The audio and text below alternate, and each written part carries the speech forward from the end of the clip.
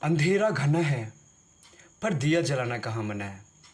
जी हाँ, मैं मकर राशि की बात कर रहा हूँ कि मकर राशि इस समय अंधेरे से गुजर रही है, इतने कष्टों से गुजर रही है क्योंकि उन्हें इतनी समस्याएं उत्पन्न हो रही हैं। लेकिन मैं ये कहता हूँ, अंधेरा तो है लेकिन आपको दिया जलाने के लिए किसने मना किया है। जी हाँ, मैं आप लोगों को यही समझाना चाहता हूँ, द्वितीय शनि आप लोगों को सब कुछ देने के लिए 17 जुलाई से आ रहा है। अगर आपने थोड़ा सा भी तप, अगर आप शनि अष्टकम, साथ ही साथ शनि बीज मंत्र, शनि स्तोत्रम का अगर आप जाप करते रहते हो, आप उसका पाठ करते रहते हो, तो मैं इतना दावे के साथ कह सकता हूँ कि जो अभी ये अंधेरा है आपके सामने, जो आज समस्याएं हैं आपके सामने, चाहे वो वैवाहिक संबंध की समस्याएं हों, चाहे वो शिक्षा के क्षेत्र में समस्याएं हों, चाहे वो कैरियर के क्षेत्र में समस्याएं हों, चाहे वो आपके किसी भी क्षेत्र में हो, चाहे वो कर्ज से रिलेटेड क्यों ना हो, लेकिन मैं इतना दावे के साथ कह सकता हूं कि अभी 1-1.5 महीना अभी आप लोग के पास समय है। थोड़ी सी समस्याएं उत्पन्न हैं, लेकिन मैं ये कह सकता हूं, दावे के साथ कह सकता हूं कि आपके कर्म में सब कुछ संभव है, क्योंकि शनि की दशम दृष्टि आपके कर्म भाव पे पड़ रही है, जिसकी वजह से आपको कर्म तो करना पड़ेगा। बिना कर्म की संभावनाएं पूर्ण नहीं हो सकती। इसलिए मेरी आप लोगों से विनम्र निवेदन है कि प्रिय मकर राशि, प्लीज इस बातों को समझें, क्योंकि कर्म किए बिना आपका कल्याण नहीं।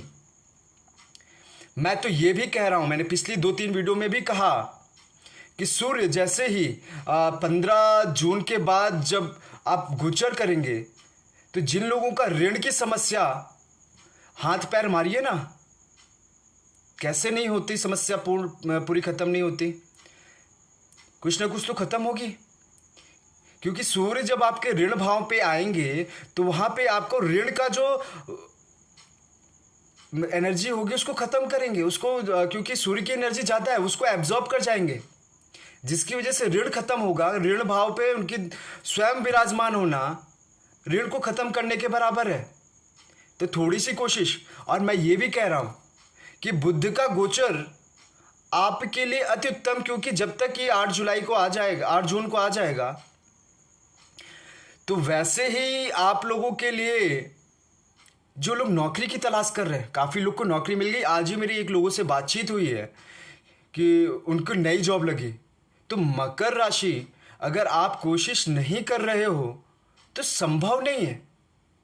इसीलिए कह रहा हूं, अंधेरा घना है पर दिया जलाना कहाँ मना है। किसने रोक रखा है?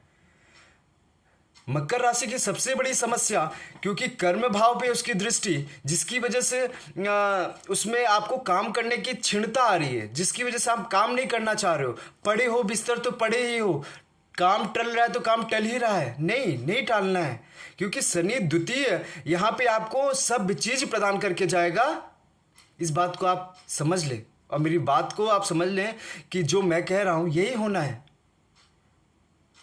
और जो नहीं कर रहे हैं तो उनके लिए नहीं कहा जा सकता, क्योंकि द्वितीय शनि आपके कुटुंब भाव को साथ साथ आपको सब कुछ ऐश्वर्य प्रदान कर जाएंगे, धन धान प्रदायिका द्वितीय शनि। तो आप लोगों से यही इन सब चीज़ों पे मैं गहन चर्चा करना चाह रहा था। अभी हालांकि मैं मासिक राशिफल मकर राशि के लिए लेके आऊँगा, लेकिन आप लोगों से यही है कि कुछ ना कुछ उपाय तो करते रहें, शांति से नहीं बैठे रहें, कुछ ना कुछ ईश्वर का जाप जप जरूर करते रहें। जैसे मैंने बृहस्पति के लिए बोल रखा है, विष्णु के लिए बोल रखा है, अभी आप शनि के लिए कर लें तो अति उत्तम, क्योंकि कई लोगों का जब तक आप पुराने पापों को नहीं काटोगे तो संभव कैसे है कि आप आगे के जीवन में आपका उद्धार हो जाएगा, आपका जीवन प्रकाशमय हो जाएगा। संभव ही नहीं है, क्योंकि जब तक आप कर्म नहीं करोगे, क्योंकि शनि की दृष्टि ही कर्म पे पड़ रही है।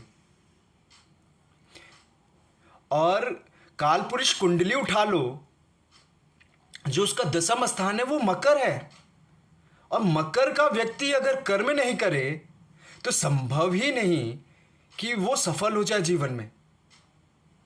क्योंकि शनि क्या है? न्याय के देवता है, जो जैसा कर्म करेगा उसको वैसा फल मिलेगा, इसीलिए तो उन्हें कर्म फल दाता कहा गया। और मकर राशि के जातक, और सिर्फ बिस्तर पे पड़े रहेंगे और ये बोलेंगे मुझे जॉब नहीं मिल रही है, तो संभव कैसे है? आपको निकलना पड़ेगा, सनी की मैलेफिक एनर्जी